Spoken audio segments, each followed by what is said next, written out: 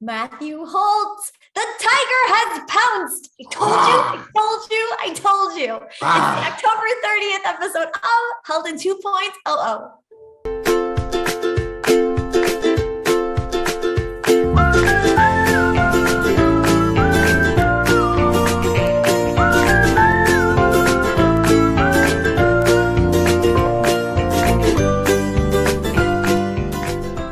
Jess and I, your prediction machine is going off the hook. Didn't you tell me you had all those views of Hinge Health and you knew that something was going to happen there? And yes, my conspiracy theory, YouTube analytics.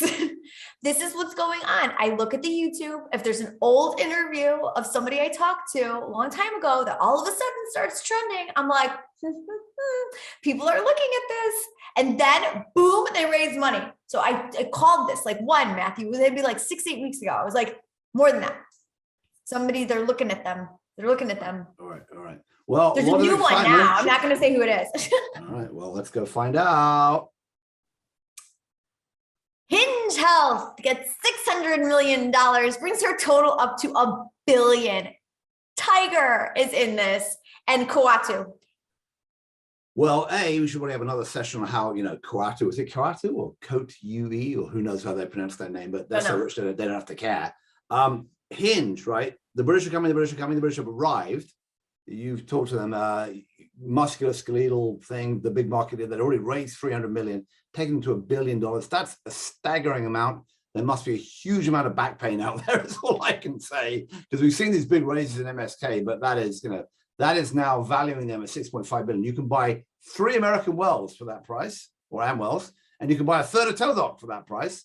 And you can buy a bunch of stuff that's part of the traders. So they are going to have to get their money back in the meantime. They said they have 500 customers. They better have 500. There's 500 clients, must have a lot of people, a lot of back pain, and they have to save them a whole lot of money to justify that. But clearly, this is the big hot space. I assume what's going to happen next with this is that they're going to start moving to other areas, because I don't think MSK. Why? Enough. The last time I talked to them, they said no. They were staying. But you didn't know they had 600 million more coming. All right. Femtec raises $38 million. They've acquired a couple of companies. Talk to me about this, Matthew Holt. This is a weird one, right? So Kim Angelides, who did Vivante, which was around and about, which was one of the poop ones, the GI. Kim, he, she, or Kim, who's a he, not Kim a is she. a he, not a she. That's right. Whatever, nobody helped you. So I think that. And they bought a bunch of other companies. They bought Birchbox, right? For a lot of money, for I think 40 odd million. They raised 38 million plus for operating expenses. Somehow they put together 45 million for Birchbox, 20 million for Mirror AI, and they also bought a company called Liquid Grids, which is like another company. So they're going to make more intelligent decisions about what women want in their Birchbox. Wow, that's all we got to today. So that's what they think they're doing. It's a strange one because it's not really, there's obviously some funding. Kim told me they already have a decent amount of revenue coming in from Birchbox, which at one point was valued much, much more highly. I think it raised 100 million or something before. And, I don't know if there's such a thing as like doing health-related beauty and whatever, but that stuff is all crashing together. It is an odd one. But it's odd. It's like, and then like, I don't know, Chrissy Farr wrote this article a couple months ago. It's over on her blog about just the term femtech and how that's actually quite derogatory. Well, So, I mean, it's kind of like, and then it's like, I'm like, okay, well, maybe. So I look at it and it's like, I was a little bit, I hate to say this, but I was a little bit demoralized that it's like, they have a kick-ass female leadership team, but the CEO is a guy. Like, he's an old man. He'll be fake. But I pretty. You know what I mean? I think, but Kim, never forget, he sold the technology that became Livongo to Glenn Tillman. I'm not saying he will move out and let one of the women take over pretty soon. He's just going to be like the. It just felt kind of like, You can be like that. But it just fell a little flat for me. I'm just saying. The question is in the business, right? Is there kind of a health flavor to, a beauty consumer product that women get? And are there other things needed to improve the business? They think there is. They think there's opportunity here.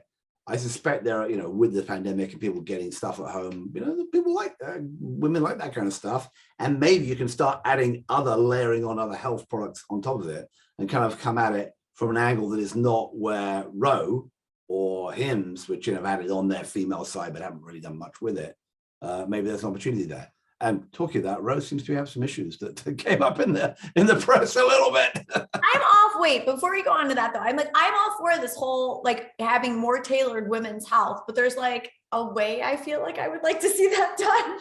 I doubt they're as far away from that as you think they are. It just happens to be that Kim is the current chairman and CEO. But I think if you look, he says interim CEO. I don't think once the deal's done and the different pieces are all put together, whether the business. Well, it's not just that part of it. There's just even some of the services that they're offering. I was a little bit like, really? Like even with the Birchbox piece of it, I was a little bit like, okay. Well, I mean, the problem is not enough people said the Birchbox thing's amazing in the past, which is why the company didn't do as well as it should have done. But maybe if they reformulate it in an interesting way, I mean, we'll have to see.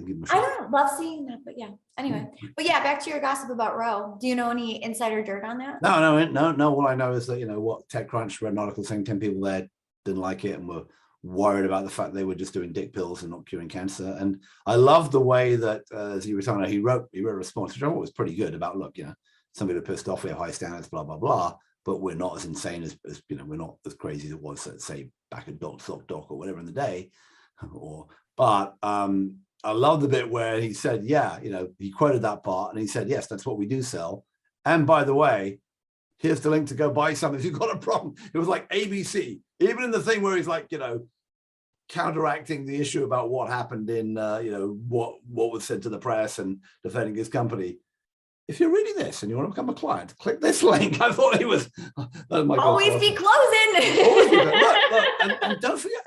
Don't forget that company and Hims were basically two guys and a dog 4 years ago, and they're both, worth a lot of money and absolutely, and doing a lot of that. So so it's good stuff. I got into an interesting conversation about your sign is moving behind you. I got into an interesting conversation about which if there is a health tech company or a healthcare innovation company out there that's going to be the next WeWork. That was a very interesting conversation. Yeah, well, I don't think it's them, but there's a number. Because there's real stuff going on, and it's not like the valuation's insane. It's not crazy insane based on a guy flying around, getting stoned on his private jet. At least I hope not. Right, not yet, anyway. All right. By the way, one of the things we managed to miss, I know we have a ton of stuff we're never going to get to. Science37 bounced around, went public a couple of months ago. It's bouncing around. But valued less than Medical is in the private market, even though they're an older company. And Augmedix, which has been around for a while, actually has been public on the pink sheet somehow, raised 40 million, has gone to NASDAQ just in the last couple of days. So some stuff in the public markets that's happening. Should have been in the 2 minutes. We should take a live look at your stock tracker next episode just to see how things are going. What's amazing is how many stocks there are on my stock. I know, yes. We should take a look at that. 4 years ago. All right. Yeah. Well, we'll look at that next time. All right, get us out of here. Special Saturday edition is all over. It's Halloween. Okay. Oh, we should have worn our costumes. We're so inefficient. You keep talking over me. I'm just trying to end this show. Just Are you done now? Are you done? I'm to hear Matthew Holt talk over me. I'm spooked out. He's at Twitter, at BoltyBoy. I'm at Justamasa.